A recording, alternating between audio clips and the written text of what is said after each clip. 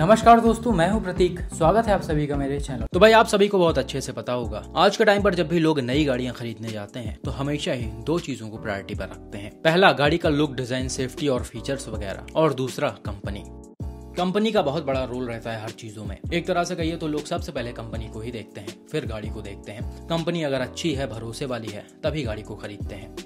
अब कंपनी पर भरोसा दिखाने का मतलब क्या होता है, ताकि आगे किसी भी तरह की उनको कोई प्रॉब्लम ना हो। भाई सभी को पता है कंपनी अगर अच्छी होगी, भरोसे वाली होगी, कि गाड़ियों की क्वालिटी भी अच्छी होगी, उनमें फीचर्स भी अच्छे होंगे और वो रिलायबल भी होंगे। इसी के साथ जो सबसे मेन चीज है आफ्टर सेल सर्विस, वो भी कहीं ना कहीं अच्छा ही होगा।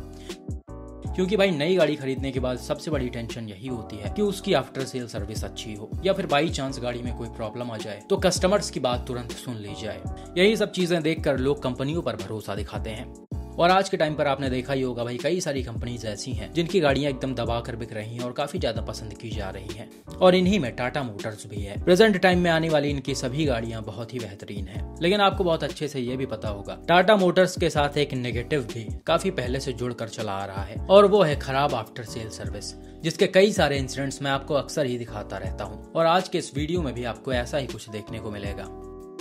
सबसे पहले आप ये देखिए जिसे मिस्टर आसिफ ने मुझसे शेयर किया था। यहाँ पर हुआ क्या कि कुछ दिनों पहले भाई ने brand new Tata safari facelift खरीदा था, और गाड़ी खरीदने के दूसरे दिन ही इसमें प्रॉब्लम्स आनी स्टार्ट हो गई, जिसका बाकायदा वीडियो भी भाई ने बनाकर शेयर किया है।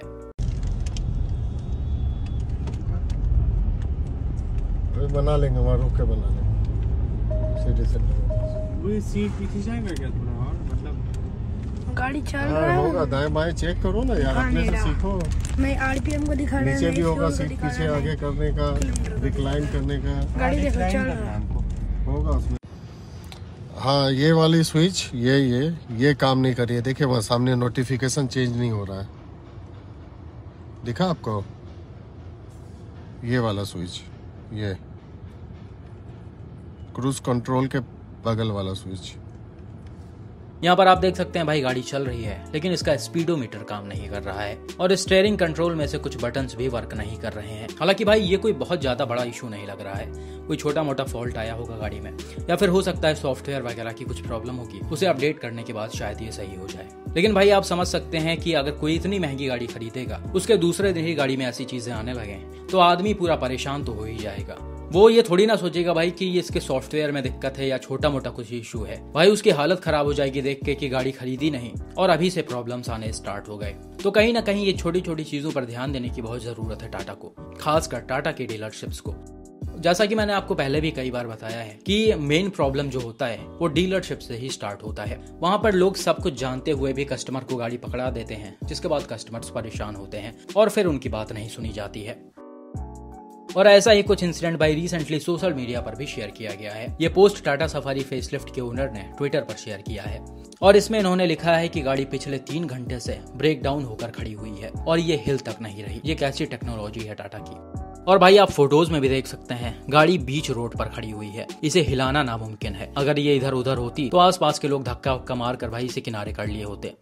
हो सकता है इसमें भाई बैटरी का इशू आ गया हो और इसका पार्किंग ब्रेक ना हट रहा हो, जैसा हमने रिसेंट वाले केस में देखा था। उसमें भी तो यही हुआ था कि गाड़ी गैराज के अंदर खड़ी थी और उसका पार्किंग ब्रेक नहीं हट रहा था क्योंकि गाड़ी स्टार्ट नहीं हो रही थी। तो हो सकता है वही केस यहाँ पर भी हो, और हो सकता है यहाँ पर भी कोई बहुत ज्यादा बड़ा इशू ना हो, बैटरी चेंज करने के बाद गाड़ी चाहिए हो जाए। हालांकि भाई आप यहाँ पर लिखा हुआ साफ देख सकते हैं कि ओनर पिछले 3 घंटे से परेशान है और कोई भी टो वैन या फिर किसी भी तरह की हेल्प उनके पास अभी तक नहीं पहुंची है, और ये पिछले 3 घंटे से लगातार कांटेक्ट भी कर रहे हैं। तो भाई यही सारी चीजें हैं जिस पर टाटा मोटर्स को ध्यान देने की बहुत ही ज्यादा जरूरत है। गलती उनके डीलरशिप और सर्विस सेंटर वाले कर रहे हैं, और नाम खराब हो रहा है टाटा मोटर्स का। क्योंकि भाई गाड़ी टाटा की है तो नाम तो टाटा मोटर्स का आएगा ही, ये चीज उनको समझनी चाहिए। लेकिन फिर भी पता नहीं क्यों कंपनी अपने डीलरशिप्स पर दबाव नहीं डाल पा रही, या क्या नहीं हो रहा। लगातार ऐसी चीजें सामने आ रही हैं, ये रुकने का नाम नहीं ले रही।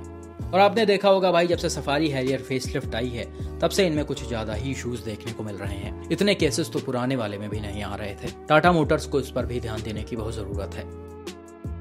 इसके अलावा एक और केस मैं आपको दिखाना चाहता हूँ जो टाटा सफारी फेसलिफ्ट का ही है, और इसे देखकर आपको काफी हद तक समझ में आ जाएगा कि मैं हमेशा डीलरशिप्स को काफी ज्यादा ब्लेम क्यों करता हूँ। ये पोस्ट रिसेंटली टीम BHP पर एक मेंबर ने शेयर किया था। इन्होंने बताया कि ये 31 जनवरी को टाटा सफारी फेसलिफ्ट का टॉप मॉडल खरीदा था, जिसका प्राइस अप्रॉक्स 34 लाख रुपए के आसपास था। अब जैसे ही भाई ने गाड़ी की डिलीवरी ली उसके दूसरे दिन से ही यानी कि 1 फरवरी से ही इसमें प्रॉब्लम्स आने स्टार्ट हो गए। और भाई प्रॉब्लम्स कोई छोटे मोटे नहीं थे, काफी ज्यादा इश्यूज आए गाड़ी में। जैसे इस गाड़ी का एम्बियंट और मूड लाइटिंग वर्क नहीं कर रहा था, ऑडियो ग्लिच हो रहा था, ब्रेक लाइट्स काम नहीं कर रहे थे, पार्किंग लाइट्स काम नहीं कर रहे थे, नंबर प्लेट लाइट्स काम नहीं कर रहे थे, और ये सारी चीजें इलेक्ट्रिकल शॉर्ट सर्किट की वजह से हुई थी। अब आप सोच सकते हैं भाई मात्र एक दिन में अगर ब्रांड न्यू कार में जिसकी कीमत करीब 34 लाख रुपए के आसपास है उसमें इतनी सारी प्रॉब्लम्स आ जाए तो कस्टमर का कितना ज्यादा बुरा हाल हो जाएगा। वैसा ही कुछ यहाँ पर भी हुआ है। पोस्ट से देखकर लग रहा भाई काफी ज्यादा परेशान है। हालांकि सर्विस सेंटर पर ये गाड़ी लेकर गए और उसको सही करने के लिए बोला तो आप देख सकते हैं भाई कंपनी वालों ने गाड़ी की क्या हालत की है। इसको पूरी तरह से खोल कर रख दिया है, हर एक पार्ट गाड़ी के अंदर का निकला हुआ है। जैसा कि मैंने बताया कि इसमें इलेक्ट्रिकल कुछ शॉर्ट सर्किट हुआ था जिसके वजह से रूफ से धुआं वगैरह भी आने लगा था। तो उस सिचुएशन में भाई ओनर और भी ज्यादा परेशान हो गए। खैर भाई सर्विस सेंटर वालों को इससे क्या मतलब, ओनर कितना भी परेशान हो, उन्होंने तो पूरी गाड़ी का कबाड़ा करके रख दिया। अब इसमें ये क्या सही करेंगे क्या नहीं भगवान जाने। हालांकि भाई कंपनी वाले किसी तरह इसी गाड़ी को ओनर को ठीक करके चिपकाना चाह रहे हैं, लेकिन ओनर अब शायद उस मूड में नहीं है कि इस गाड़ी को एक्सेप्ट करें, क्योंकि इनको कुछ और भी चीजें लग रही हैं। इन्होंने ऐसा मेंशन किया हुआ है कि शायद ये गाड़ी पहले भी किसी कस्टमर को बिक चुकी है, क्योंकि इसके जॉब कार्ड के डिटेल में ये शो हो रहा है कि गाड़ी 21 जनवरी 2024 को सर्विस सेंटर में आई थी, जबकि ओनर ने इसकी डिलीवरी 31 जनवरी 2024 को ली है। तो भाई ये कैसे पॉसिबल है कि डिलीवरी से 10 दिन पहले ही सर्विस सेंटर पर इसका जॉब कार्ड खुल चुका है। कुछ ना कुछ खेल तो इसमें हुआ है। अब वो एग्जैक्टली क्या है क्लियरली नहीं बोल सकते हैं, लेकिन ओनर का कहना है भाई कि वो इन सब चीजों को लेकर काफी ज्यादा परेशान है और हो सकता है वो इस पर केस भी करें। और ये सही भी है, या तो टाटा मोटर्स बदल कर इनको ब्रांड न्यू कार दे या फिर इनके पैसे वापस करे, या फिर लास्ट ऑप्शन यही बचा है कि ओनर कंपनी पर केस करें। तो कुल मिलाकर आप देख सकते हैं भाई डीलरशिप्स की वजह से कस्टमर्स कितने ज्यादा परेशान हो रहे हैं। साथ ही में कंपनी का नाम भी काफी ज्यादा खराब हो रहा है। अब इस केस में जो भी हुआ है, गाड़ी पुरानी थी या इसमें जो भी इश्यूज थे, वो डीलरशिप को कायदे से बता रहा होगा, लेकिन सब कुछ जानते हुए भी उन्होंने 34 लाख की गाड़ी कस्टमर को चिपका दी।